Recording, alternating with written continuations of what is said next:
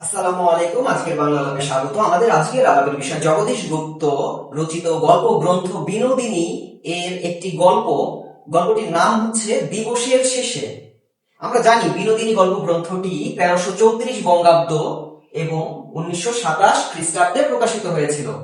দিবসের শেষে এই গল্পের চরিত্রগুলো হচ্ছে রতি নাপিত, তার স্ত্রী নারানী, তার পুত্র পাঁচু। পাঁচুর বয়স এখন 5 বছর, কিন্তু এই পাঁচু হলো তাদের চতুর্থ পুত্র। এর পূর্বে তাদের 3টি পুত্র সন্তান মৃত হয়।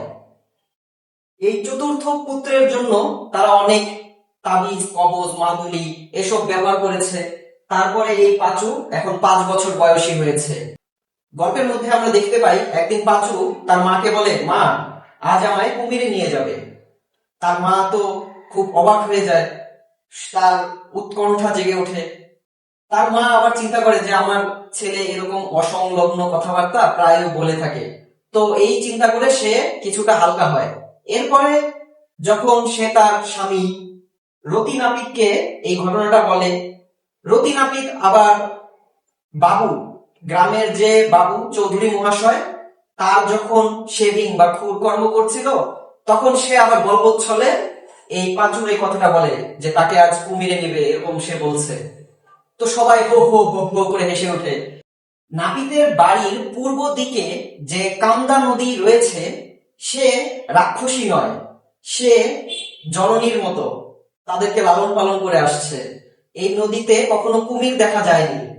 তো কুমির কিভাবে তার সন্তান পাঁচুকে নিয়ে যাবে, এই কথা ভেবে আর এই কথা বলার কারণে চৌধুরী মহাশয় এবং তার যে আশেপাশের লোকজন ছিল সকলে হো হো করে হেসে ওঠে। এরপরে নাপিত বাসায় ফিরে এখন দুপুর হয়েছে।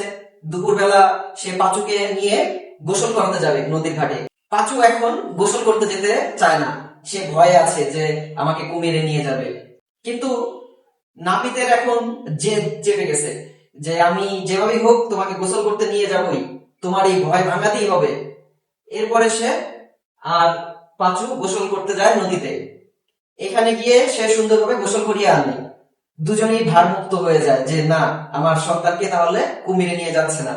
দুপুরে খাবার খেয়ে এই রতি নাপিত, তার স্ত্রী উভয়ই ঘুমিয়ে থাকে।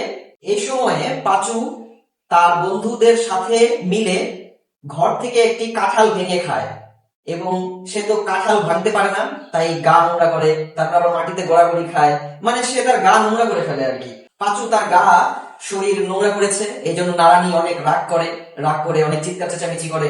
তখন তার বাবা আসে, বাবা এসে বলে যে থাক, চেঁচামেচি করো না, আমি ওকে নিয়ে যাচ্ছি, নিয়ে ওকে পরিষ্কার করিয়ে আনছি।